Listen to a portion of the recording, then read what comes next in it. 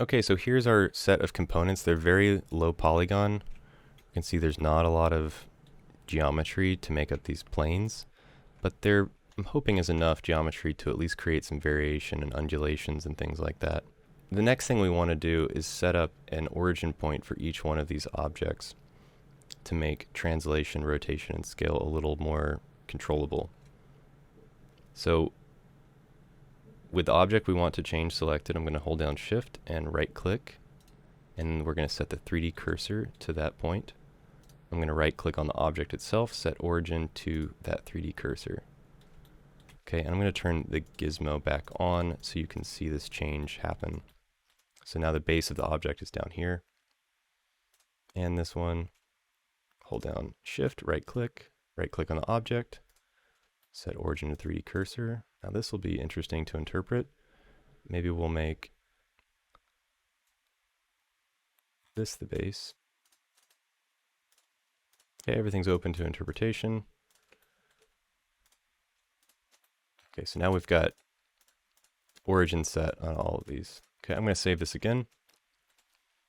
And I'm going to pull some objects here that I want to use in one variation.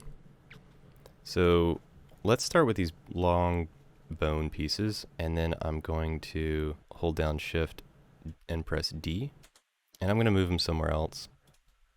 And I'm going to right click on them and say move to collection and navigate to variation 1. Okay, and because variation 1 is turned off, they're going to disappear, but that's okay. We'll return to variation 1 in a second and start building out there. And I'm actually going to take, I think, one of each of these can pieces, duplicate them with Shift D, and right click, move to collection, variation 1. Okay, now I'm going to turn off my components, turn variation 1 on, and now we can really start to play. So now I think this is where the gizmo is going to be really handy. I'm going to leave it on, and I'm going to start rotating these things about. Okay, I also could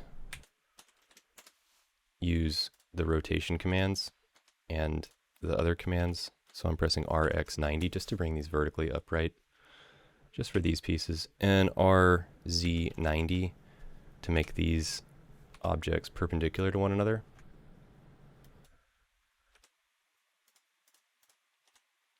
Okay, and I'm also going to start working around the origin, meaning the world origin in this case.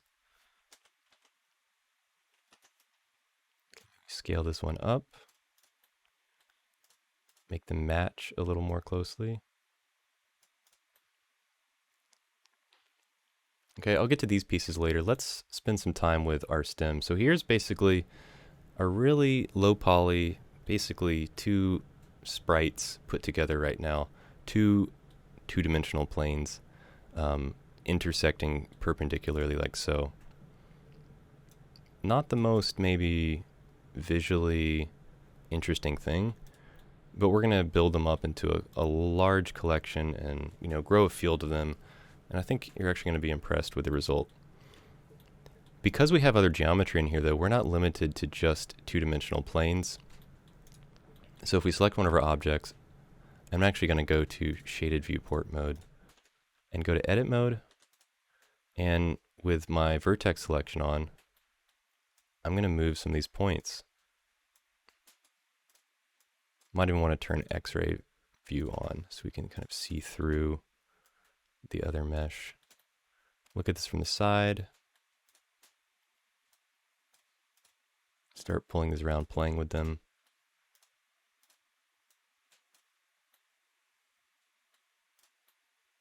Okay, you can select multiple points at once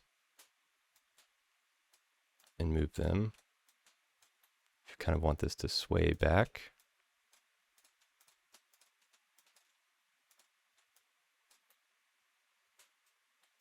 And maybe the other piece now we'll edit.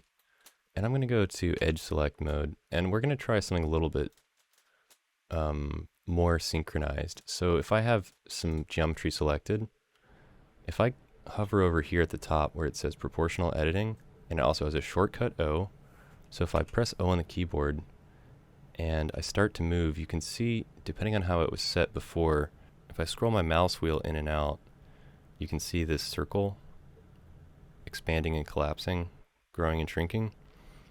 And if I make that circle big, big, big, it's going to take everything in that certain radius and move it. So you can see how we can get these nice sweeping kind of proportional curves in this case. And if I scroll down, it's just going to move that one edge that I had selected. So I'm actually, let's give this a little bit of curvature. And we can also do this with rotations. So I was grabbing before, now I'm rotating. Let's actually rotate from something looking this direction. Okay, great. Bring this back, but with less proportional editing. Okay, let's see if we can make this piece follow suit. So let's bring some proportional editing over here. Make that really wide. That was a rotate. Now let's do a move. See if we can bring this. Bring that down. So this is one way I can get away without having to select both edges to move things in sync.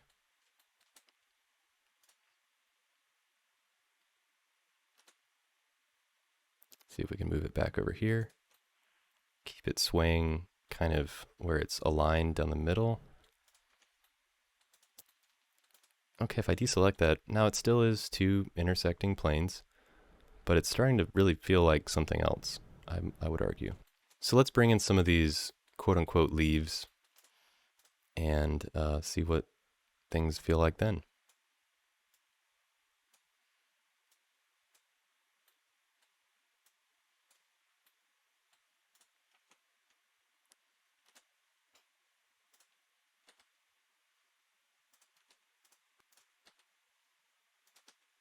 Okay, now I'm going to start adjusting these individual pieces to be in closer concert with kind of what they're attached to. So I could do some global changes here, like this piece, you know, I can rotate a little bit more to maybe be in alignment with the stem. But let's get in here into this grid of information of geometry, and let's see what else we can change. So I'm going to select just like these outer two loops. And we can clean up some of our workspace here.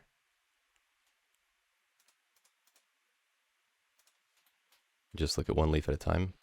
So I've got this loop selected and this loop selected. So now if I grab those and move them up, we can start to kind of make like a cup shape. Okay, you can also turn proportional editing off. You can turn it on and the rest will kind of start to gently follow. Maybe this backside. A little bit less proportional editing. Okay, I'm playing with scale now, pressing S on the keyboard and scaling these down. Maybe we can take the center piece and scale it up or down. You can see that really starts to distort things.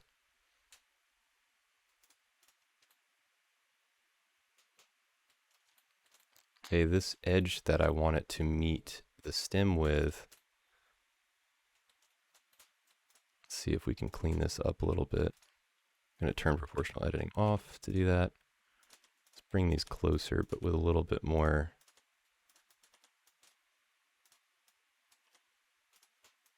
finesse.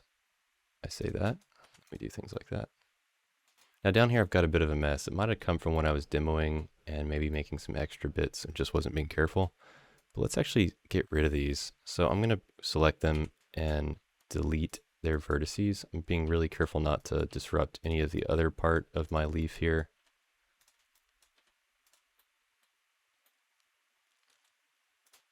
Just check you don't have any kind of dangling data like that.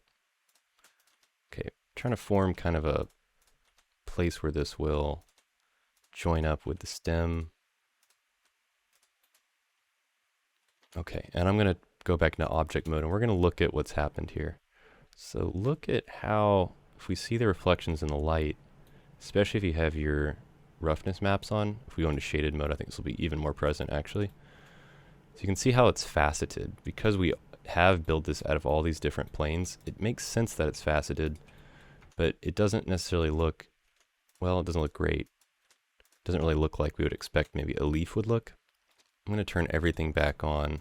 If you see these planes, we can see we don't really notice those shading effects because all of the polygons are coplanar with one another. But when we start to introduce shading from different light angles, that's where we start to notice what's going on. So we need to change the shading mode to smooth. I've turned all the objects back on. I'm going to press A on the keyboard, right click anywhere on the objects, and say shade smooth. And that should have changed all of them. So back to shade flat, you can see how there's harsh transitions between the polygons. If you shade smooth, it's being interpreted now as curvature rather than facets. So from here, I'm going to keep playing. I'm going to go back to viewing the material. I like to see it as I'm building these things up.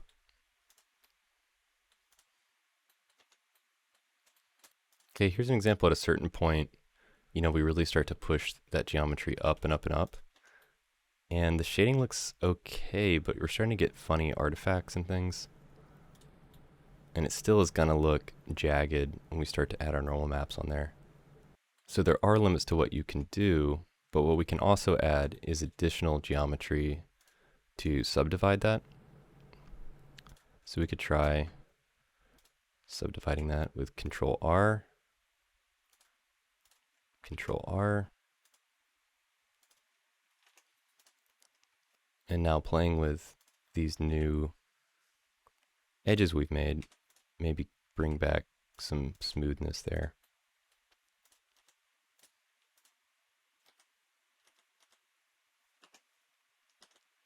Okay, I'm going to repeat this process with the other pieces. And you might want to, again, cycle on and off the visibility of some of the other objects. If things are looking crowded, feeling crowded. Here I'm turning on proportional editing.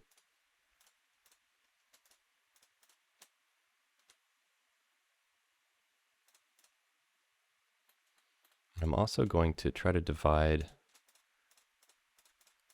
where this piece is kind of torn in two. I'm going to try to give that a little more separation. And you can see proportional editing, it's really going to take everything that's around it. So maybe we want to take kind of less at once.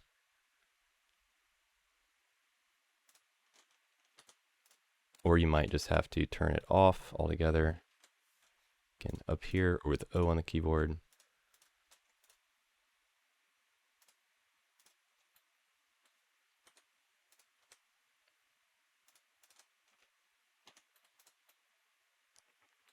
Okay, I'm coming back to this object because it's still got some harsh artifacts where the light is transitioning.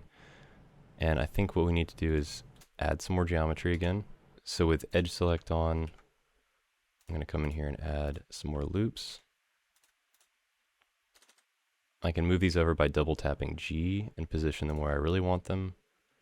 If I hold down Alt, I can try to select the entire loop at once. And again, G repositioning that. And let's see, it's starting to get rid of the problem. Maybe we need another loop here, perpendicular to that one.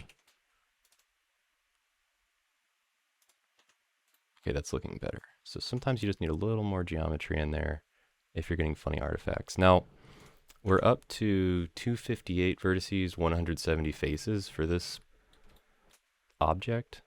It's not a lot, so don't worry if you need to add a little bit. I would be thoughtful about it and just think about, you know, what you're trying to achieve by adding more geometry. Here I'm thinking about maybe how this plant kind of blooms or how it naturally wants to unfurl itself. Where are the bigger leaves? Where are the smaller leaves? So is there some kind of system that we're inventing here? Now's the time to start playing with those ideas. So this is kind of a rough and tumble way to do it, but we're going to go down and find the knife tool. It's also K on the keyboard here. And I'm going to start by clicking on one of my existing edges. And it's okay if you don't hit the intersections. It's better if we do, but it's okay if you don't. And let's actually trace out some of this circle. And we're done. Hit enter on the keyboard. Now it's not the prettiest topology we've just made, but if I hold down Alt on the keyboard and select that loop, we can start to then move this kind of on its own. Maybe bring proportional editing way down so we can really see that. Okay, I'm still going to add some more geometry here and here. Try to improve that shading. It's a little better. Okay, I'm feeling pretty confident about this piece.